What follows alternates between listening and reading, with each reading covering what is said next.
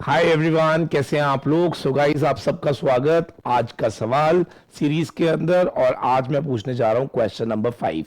तो क्योंकि आज डे 5 है और मार्जिनल कॉस्टिंग के फिर से आपके सामने दो क्वेश्चंस आ रहे हैं। आज मैं आपको 4 क्वेश्चंस नहीं दूंगा, 2 ही क्वेश्चंस दूंगा, बिकॉज ये दोनों के दोनों क्वेश्चंस बड़े बड़े हैं और ये मैंने लिए हैं आपके आरटीपी से। ठीक है, तो सब बच्चों ने ट्राई जरूर करना है बेटा। ठीक है, क्योंकि जब आप इस तरह के क्वेश्चन करते हो तभी आपको पता चलेगा कि आपका तैयारी सही से चल रहा है या नहीं। ठीक है, और रही बात इसके आंसर की, तो डेफिनेटली वो मेरी जिम्मेवारी है। आप सिर्फ क्वेश्चन करिए, कमेंट में मुझे आंसर लिखिए और इसके सही आंसर क्या है वो मैं आपको जल्द से जल्द इसकी आंसर वाली वीडियो में दे दूंगा। ठीक है जी, तो क्वेश्चन पढ़ लेते हैं। ए लिमिटेड मैन्युफैक्चर 3 तरह के प्रोडक्ट बना रहे हैं। STU तीनों का सेल्स मिक्स दिया हुआ है, सेलिंग प्राइस दिया हुआ है, वेरिएबल कॉस्ट दिया हुआ है, फिक्स कॉस्ट दी हुई है, टोटल सेल भी दिया हुआ है। ठीक है, company has currently under discussion a proposal to discontinue the manufacturing of product U. मतलब हम चाह रहे हैं कि इस यू को हम बंद कर दें। ठीक है, and replace it with product M. हम चाह रहे हैं कि यू को हटाएं और एम ले आएं। और अगर ऐसा हुआ तो फिर हमारा नया प्रोडक्ट मिक्स ऐसे बनेगा STM, उसका sales mix, selling price, VC सब कुछ गिवन है। आपको ये बताना है कि what will be the profit volume ratio, total contribution and profit and break even sale of existing product mix. यानी कि STU पे ही अगर मैं स्टक करूं तो मेरा कंपनी का PVR क्या होगा, मेरा टोटल कंट्रीब्यूशन क्या होगा, मेरा प्रॉफिट क्या होगा, मेरी ब्रेक इवन सेल्स क्या होगी। सेम चीज आपको दोबारा बतानी है कि what will be the resultant अगर मैं प्रोडक्ट यू को डिसकंटिन्यू करके एम ले आता हूं।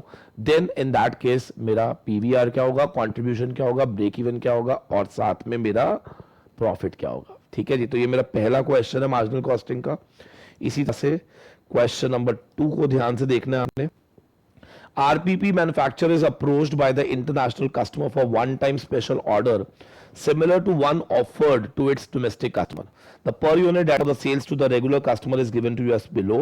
Direct material, labor, variable manufacturing support, fixed manufacturing support, total manufacturing cost, markup यानी कि profit दिया हुआ है, and then target selling price दिया हुआ है। ठीक है जी, तो ये बेसिकली जो डिटेल दी हुई है ना, ये आपको दी गई है जो हम लोग डोमेस्टिकली अपने रेगुलर कस्टमर के साथ डील कर रहे हैं। ठीक है, अब कहते हैं कि it is provided that RPP के पास कुछ एक्सेस कैपेसिटी पड़ी हुई है, यानी कि वो पूरी तरह से डोमेस्टिक मार्केट में अपनी कैपेसिटी यूटिलाइजेशन नहीं कर पा रहा, तो कुछ कैपेसिटी हमारे पास एक्सेस पड़ी हुई है। नाउ द क्वेश्चन ये है, आपको ये बताना है कि हमारी फुल कॉस्ट क्या है और प्रोडक्ट पर यूनिट क्या है, what is contribution margin per unit, which costs are relevant for making the decision regarding one time special order and why। हाँ जी, क्वेश्चन सुन लो। पहले आपको बताना है कंपनी ने प्रोडक्ट पर यूनिट क्या है और कंपनी की टोटल कॉस्ट क्या है। फिर आपको बतानी है कंपनी का कंट्रीब्यूशन मार्जिन कितना है पर यूनिट। फिर आपको बताना है कि जब भी कंपनी को कोई स्पेशल ऑर्डर मिले तो कौन कौन सी कॉस्ट रेलेवेंट होती है और क्यों। फिर आपको ये बताना है कि for RPP manufacturer minimum acceptable price क्या होना चाहिए of this one time special order. यानी कि अगर कंपनी को कोई वन टाइम स्पेशल ऑर्डर मिल रहा है तो उसको मिनिमम एक्सेप्टेबल प्राइस क्या रखना चाहिए। ठीक है, and for this one time only special order क्या manufacture considers price 2100 per unit, why or why not. Good question. इस तरह के क्वेश्चन ट्राई करोगे तभी पता चलेगा कि तुम कहां स्टैंड करते हो। ठीक है जी, तो घबराना नहीं है बेटा बिल्कुल भी, है ना। तो मैं एक बार क्वेश्चन दोबारा पढ़ लेता हूं। RPP manufacture is approached by the international customer for one time special order to one offered to its domestic customer. मतलब आपके पास ना एक इंटरनेशनल ऑर्डर आया है। ठीक है, ये वही है जो आप अपने डोमेस्टिक कस्टमर को बेच रहे हो। पर यूनिट डाटा आपको सारा गिवन है। आपसे ये पूछा जा रहा है कि वो वन टाइम स्पेशल ऑर्डर जो आपको इंटरनेशनल मार्केट से मिल रहा है उसका प्राइस क्या रखो मिनिमम टू मिनिमम, ताकि वो आपको ऑर्डर मिल जाए और आपको बेनिफिट भी हो। मोटा मोटी ये क्वेश्चन है ये। बाकी उसने जो जो पूछा है वो मैंने आपको बता दिया है, आपको ट्राई करना है। ठीक है, अगर आप इसको ट्राई करेंगे तो आई एम टेलिंग यू कि जब मैं इसका आंसर दूंगा तभी आपको समझ आएगा कि आपने कहां गलती करी है। ट्राई जरूर करो, गलती तभी पता चलती है।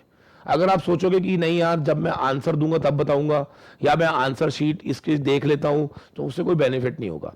आप पहले अपने हाथ से ट्राई करो, फिर मेरे आंसर को चेक करना, आपको पता चलेगा कि आपने किस पॉइंट को मिस करा था आपके इस क्वेश्चन में। ठीक है जी, चलो thank you very much, God bless you all. तो ये क्वेश्चन में थोड़ा सा और ब्रीफ कर देता हूं। ये देखो, आप इसकी फोटो भी खींच सकते हो अगर आपसे ना पढ़ा जा रहा हो तो। ठीक है जी, चलो थैंक यू वेरी मच।